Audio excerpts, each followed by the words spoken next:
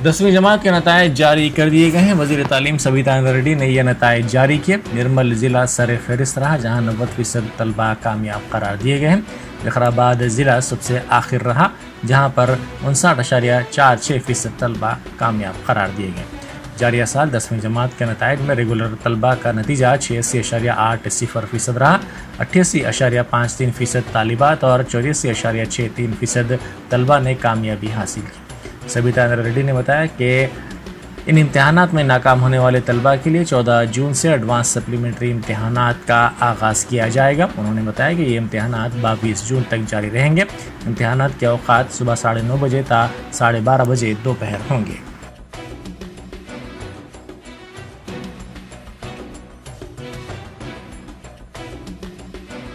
అందరికీ నమస్కారం.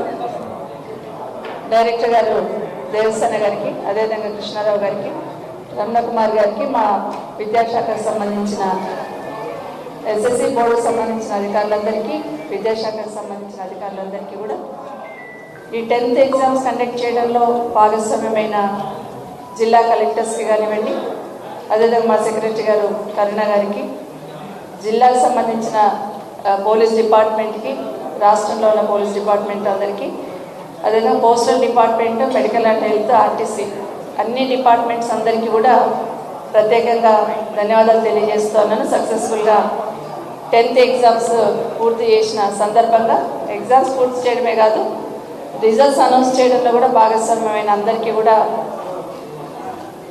కూడా ప్రత్యేకంగా ధన్యవాదాలు తెలియజేస్తూ ఉన్నాను.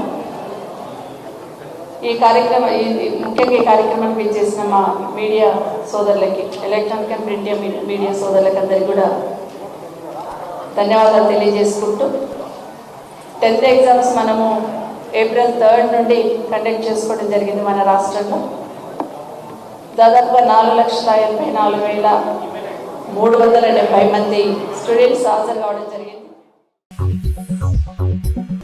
दोनों तेलुगु रियासतों तेलंगाना और आंध्र प्रदेश में एमसेट इम्तिहान मुनक्किद किया गया।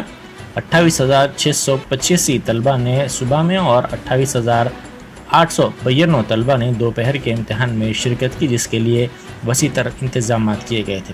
तेलंगाना में 113 इम्तिहानी मराकज़ कायम किए गए थे और एपी में 18 मराकज़ कायम किए गए थे। రెడ్డి ఇంజనీరింగ్ కాలేజీలో ఎగ్జామ్ సెంటర్ ఇచ్చి ఉన్నారండి. సేమ్ టైంలో వాళ్ళ కాలేజీ కూడా సేమ్ టైం కాలేజీ టైమింగ్ ఇచ్చున్నారు. దానివల్ల ట్రాఫిక్ మొత్తం బంద్ అయిపోయింది. లేట్గా వచ్చేటువంటి స్టూడెంట్ ఫర్ ఎగ్జాంపుల్ 8:50కి రావడానికి కూడా పాసిబిలిటీస్ లేకుండా ఉంది. నేను ఇప్పుడు మేనేజ్మెంట్తో కూడా మాట్లాడదామంటే లోపలికి ఎలా కూడా ఇవ్వటం లేదు. ఆ కాలేజీ టైం అనేది ఒక గంట లేట్గా పెట్టుకున్నట్లయితే వాళ్ళకి ప్రాబ్లం లేకుండా ఉంటుంది. వచ్చేటువంటి పిల్లలు హ్యాపీగా వెళ్ళిపోగలుగుతారు. ఇది ఒకసారి మీడియా వాళ్ళు కూడా ఈ కాలేజీ గురించి మాట్లాడాలని నేను కోరుకుంటున్నాను. अबरार हुसैन आज़ाद बीएसपी लीडर ने कहा है कि बीएसपी के रियासती सरबराह आरएस प्रवीण कुमार की क़यादत SC, ST, BC और अक़लियती तबक़ात पर मुश्तमिल है। उन्होंने कहा कि ये पार्टी साबिक़ IPS प्रवीण कुमार की क़यादत में रियासत में जमहूरी तरीक़े से काम कर रही है।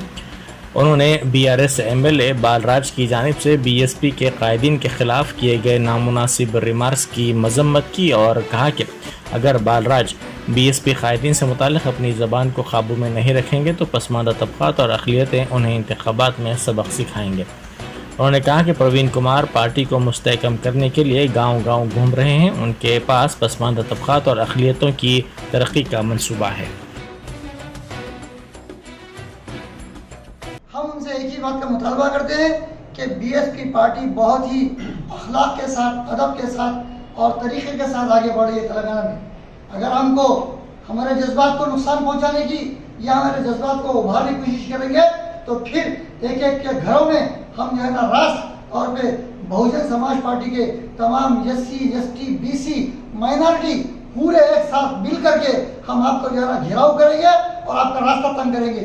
हम एक IPS के अंडर में एक डिसिप्लिन के साथ, एक अखलाक के साथ, एक जो है ना डेमोक्रेटिक वे में इस रियासत को डेवलप करने के लिए, इस रियासत के वो तमाम कौमें जो तेलंगाना को हासिल करने के लिए मेहनत की थी, आज भी वो लोग उन मकसद में कामयाब नहीं हुए।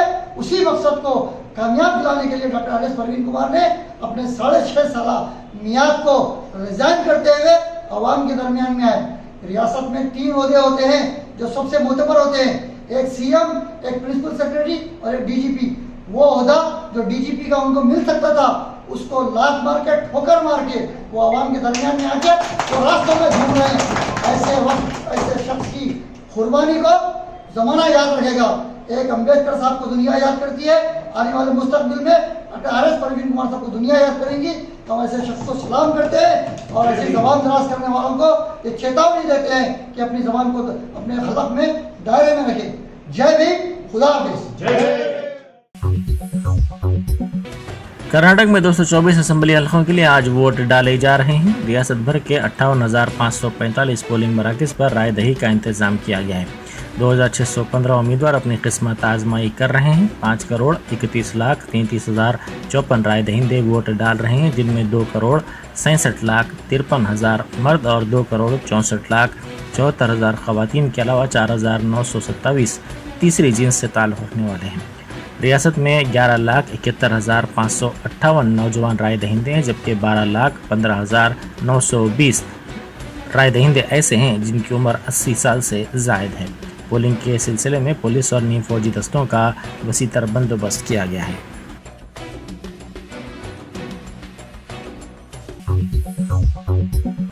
ऑटो में मुंतकिल किए जाने वाले ऑक्सीजन सिलेंडर्स में से एक सिलेंडर से गैस के अखराज के सबब कंचनबाग DRDL के करीब मुकामी अवाम में सनसनी फैल गई। इस वाक़े के साथ ही ट्रैफिक जाम हो गई। इस बात की इत्तला पर फलकनुमा ट्रैफिक अहदेदार वहां पहुंचे, जिन्होंने ट्रैफिक को बाकायदा बनाया। ये ऑटो गगन पहाड़ की सिमत जा रहा था।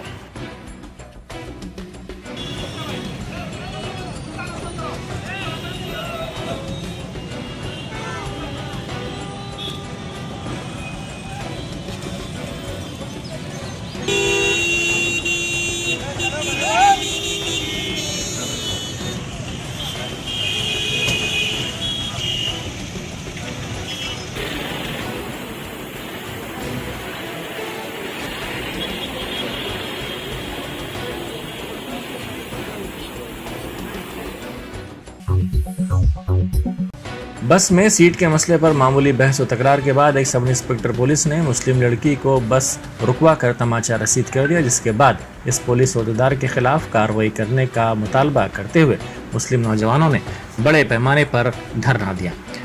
तफसीलात के मुताबिक बिचंकी से ताल्लुक़ रखने वाली शेख फराह नामी लड़की अपनी मां के साथ RTC बस में बिचंकी से जगतियाल आ रही थी कि करीमनगर बस स्टॉप पर एक खातून बस में सवार हुई, जिसने इन दोनों माँ और बेटी के साथ सीट के मसले पर झगड़ा किया। इस खातून ने फराह और उनकी मां के साथ बदकलामी की और मुखालिफ मुस्लिम रिमार्क्स भी किए। इसने अपने शौहर को फ़ोन करते हुए तलब कर लिया, जिसके बाद इसका शौहर रूरल सब इंस्पेक्टर जगतियाल वहां पहुंच गया। इसने बस को बस स्टैंड से पहले अपनी गाड़ी के जरिए रुकवाया और बस में चढ़कर फराह और उनकी मां से बहस व तकरार करने के बाद फराह को तमाचा रसीद कर दिया। इस वाक़े पर फराह और उनकी मां ने पुलिस स्टेशन पहुंचकर इस बात की शिकायत की।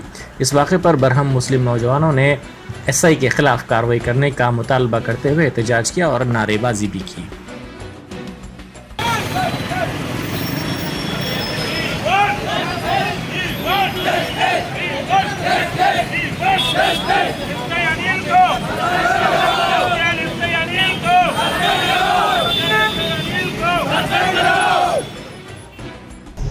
నేను సిద్దిపేట నుంచి వస్తున్నానండి. జగిత్యాల బస్సులో వస్తున్నాను.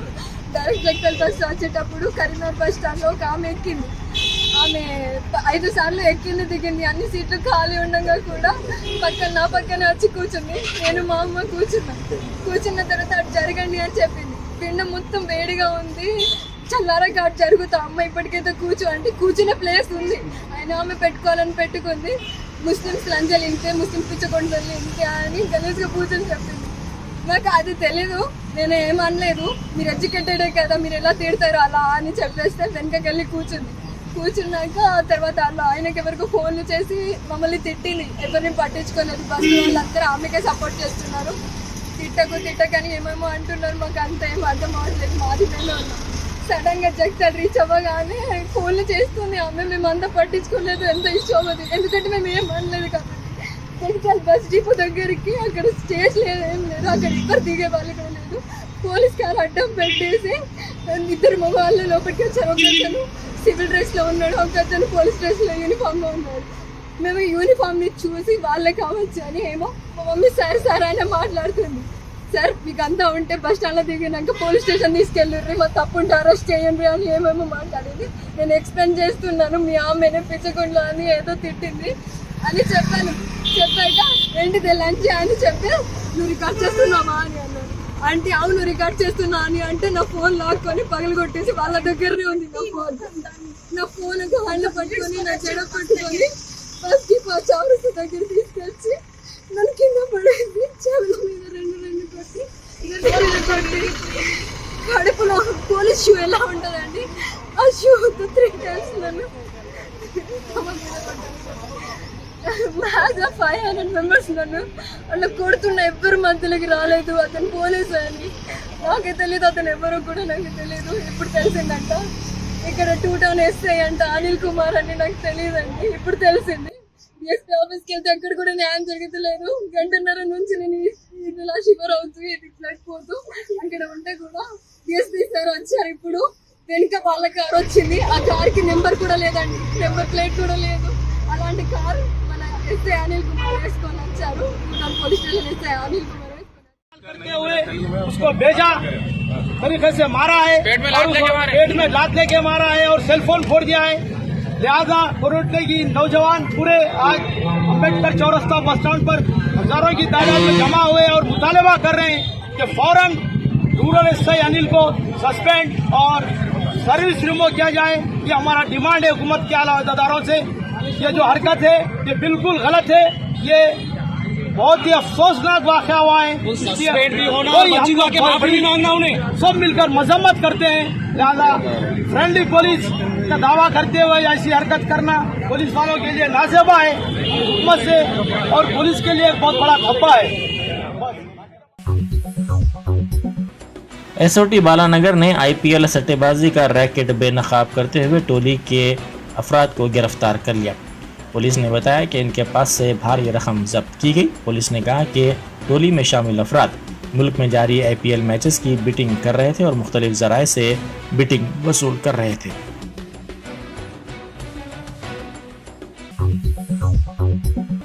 एसओटी मेडचल जोन और Medchal law and order police ने ममनुआ मुनशियात मामले के सिलसिले में 2 अफराद को गिरफ्तार कर लिया। पुलिस ने बताया कि मुलजिमीन के कब्जे से 2 सेलफोन्स जब्त किए गए।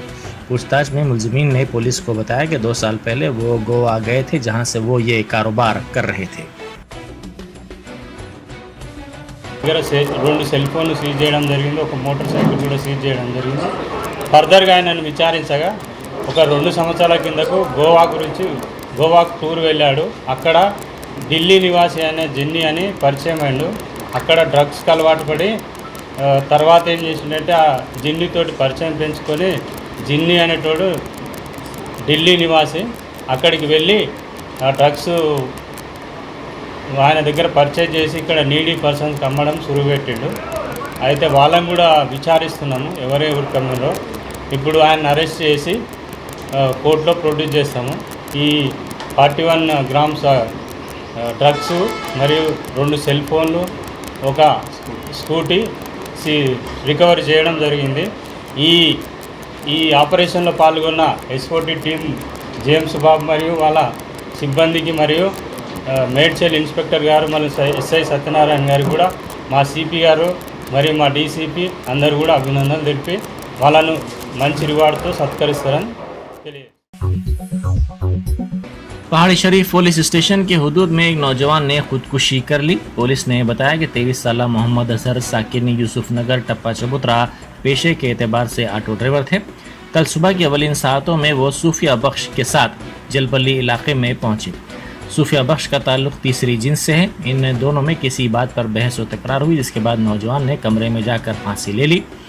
इसके रिश्तेदारों ने इल्ज़ाम लगाया कि वो तीसरी जिन्स से ताल्लुक़ रखने वाले अफराद को अपने ऑटो में किराए पर ले जाया करता था और जन्खों की हरासानी से नौजवान ने खुदकुशी कर ली। इसी दौरान जन्खों ने इस वाक़े पर रद्द-ए-अमल ज़ाहिर करते हुए इसकी मजम्मत की। मयूरी नामी जन्खे ने कहा कि उन्हें इस वाक़े पर काफ़ी अफसोस है। और रही बात क्या है बोल तो हम लोग जो ट्रांसजेंडर से हमारे बस्तियों में आके पूछो, हम लोग आजू बाजू अड़ोस पड़ोस से हम लोग कैसे रहते, हम किसी की जान नहीं लेते, हम वक्त पड़ा तो हम लोगों को हमारी जान दे डालते, हम लोग जरूरत पड़ने पे हमारी भी जान तो हम पीछे आगे डाल के हम सामने ठहरते, वो वैसा मुकाबला करते। कहीं बोलते हम लोग फैमिली से दूर, हम लोग के बहन भाई से दूर, हम लोग खानदान कबीले से सबसे हम दूर रहते, हम एक प्यार के भूखे रहते। हमारे हम लोग को से भी और न्यूज़ों में ऐसा ये चला रहे न्यूज़ वाले, हम लोग कम उम्र के बच्चों को जाल में फंसाते। नौज़बिल्लाह, ये बहुत गलत बात है। देखो बहुत गलत बात। हमारे को भी एक ख्वाहिश है कि हम ऐसे ट्रांसजेंडर है, हमारी कोई नस्ल आगे नहीं बढ़ती, कोई आगे वाले बच्चों की शादी करके लोग उनकी नस्ल आगे बढ़े बोल के हमारे को भी खुशी है। जो आज अजहर का हुआ हमारे को तो बहुत दुख की बात है। और रही बात हैदराबाद में, जैसा हम लोग बोल रहे हैदराबाद में अगर कोई ट्रांसजेंडर अगर किसी को मारा जान से, या फिर उसको कोई फांसी देके मार दिया, कोई उसको जान ले लिया, कोई उसका मर्डर कर दिया, तो बरोबर हम बोल रहे हैं, हम लोग ट्रांसजेंडर कम्युनिटी हैदराबाद की, हम लोग भी आपके साथ रहेंगे। वो आप लोगों को इंसाफ दिलाएंगे। अगर कोई ट्रांसजेंडर से गलत हरकत करा तो हम आप लोगों का साथ देंगे, और हम भी धरने पे रैलियां भी निकालेंगे वो ट्रांसजेंडर के नाम पे। जो मर्डर करेगा, जो कोई पब्लिक को सताएगा, जो न्यूज़ क्रिएट करेगा, हम लोग भी उसके खिलाफ है। देखो भैया, और रही बात 100 बहनें 5 उंगलियां अपने हाथ के बराबर नहीं रहते। एक ट्रांसजेंडर गलती करा तो पूरे ट्रांसजेंडर के ऊपर अल्लाह के लिए मत बोलो। चादरघाट नींबू मार्केट में जराइम पेशा अफराद की टोली ने बाज अफराद पर हमला करते हुए जख्मी कर दिया। इस वाक़े में मोहम्मद अरशद और दूसरे जख्मी हो गए। अरशद ने मीडिया से बात करते हुए कहा कि ये टोली जबरी वसूली, मारपीट, चोरी की वारदातें अंजाम देती है। उन्होंने कहा कि अरबाज नामी नौजवान और उसके 6-7 साथी अक्सर व बेशतर जराइम की वारदातें अंजाम देते हैं। इस टोली ने ये वारदात अंजाम दी है। भाई मेरा नाम मोहम्मद अरशद है, मैं चादरघाट का रहने वाला हूँ। भाई चादरघाट में तो चोरों का जुल्म चल रहा था। जितने चोरा हैं साहब वहाँ पे चादरघाट में वो मार्केट पे आते रोज ठहरते, वहाँ लोगों के पास में पैसे खींच लेना, मारना, तोड़ना। और जो सोना हमारी मार्केट में कभी 2 बार थैले चोरी करे। वहाँ पे कहीं की मार्केट है आपकी? नींबू मार्केट है साहब मेरी। मैं वहाँ पे 4 बजे हूँ नाइट का। जी, मेरा काम है माल उतारना, चढ़ाना, भिजाना। तो वहाँ पे क्या है ना, इसके वजह हमारे पास नींबू के थैले चोरी करे वो लोग। कौन चोरी करे? उसका नाम अरबाज है। हाँ। और उसके संग 6-7 दोस्त हैं उसके, जो पीछे गली के रहने वाले हैं, पूरे नशा करने वाले, गांजे पीने वाले, शराबा पीने वाले। वहाँ कोई पुलिस का कैमरा नहीं है बोल के वहाँ पे पूरों के क्या ना सब रोज़ चोरियाँ, डकैतियाँ, लोगों को मारना, रोडों पे से पैसे खींचना। इससे पहले चोरी करे तो फिर आप कंप्लेंट नहीं करे थे? ऑलरेडी मैं चादरघाट पीएस में कंप्लेंट करा हुआ हूँ। जी, तो वो लोग नहीं करे, कोई भी नहीं करे अभी तक। वो लोग क्या है साहब, इसको क्या बोल रहे हैं कि क्या है कि नहीं मालूम। जाके वहाँ जाने के बाद में पुलिस वाले भी लोगों के ऊपर एक्शन नहीं ली। अब अटैक करने की वजह आज क्या हुआ? वो जब देख ले के अब वो लोग क्या है कंप्लेन ना करें, हम लोग बोल के बोले फद में। आज रात में हम लोग ठहरे हुए थे गली के पास में, वो पी ले के खा ले के आगे हम लोग दोनों दोस्त ठहरे हुए, पीछे से आगे एक जना दरांची से मारा, मैंने किया, उन्हें मारा, उसका बाप मारा, और उसके संगत में और 4 जने थे। उसके घर के लोग हैं नहीं मालूम, उसके रिश्तेदार हैं नहीं मालूम, उसके संगत वाले हैं नहीं मालूम, लेकिन पूरे उसका बाप था, उसका नाम आरिफ है, उन्हें भी बहुत बड़ा चोर है। उन्हें भी घरों में चोरियां करता उसका बाप। उन लोगों के कई केसा दर्ज है साहब ऐसे। चादरघाट पीएस में भी है, कई ऐसे पुलिस स्टेशनों में केसा दर्ज है। तो अभी जा रहे हैं, 2 दिन में आ जा रहे हैं वापस। अभी कितने इंजर्ड है आपके साथ के? अभी और 3 जने हैं साहब। एक का नाम सैयद मुदस्सिर है, एक का नाम मोहम्मद जाफर है, एक मेरा नाम मोहम्मद अब्दुल रशीद है। कितने लोग मिल गए हमारे टोटल पूरे? तकरीबन 5 जने थे, और एक जने बहुत क्रिटिकल है, बहुत उनका कंडीशन ख़राब है, पीछे सर्जरी चली जी। तकरीबन 15 से 18 टाँके लगने वाले उनको। बीवी के भाई का रिश्ता तय होने की खुशी में कसरत से शराब पीने वाला शख्स तालाब में गर्क हो गया। राजेंद्र नगर पुलिस ने बताया कि 38 साला वेंकटेश साकिन बंजारा हिल्स के ब्रदर निस्बती का 7 मई को वरंगल की लड़की से रिश्ता तय पाया। 8 मई को वेंकटेश अपने ससुराली रिश्तेदारों के मकान राजेंद्र नगर हनुमान नगर में सो गया। इसने कबलजी शराब पी थी। सुबह उसका नशा पूरी तरह नहीं उतरा था। वो हाथ मुँह धोने के लिए तालाब गया, जहाँ वो गर्क हो गया।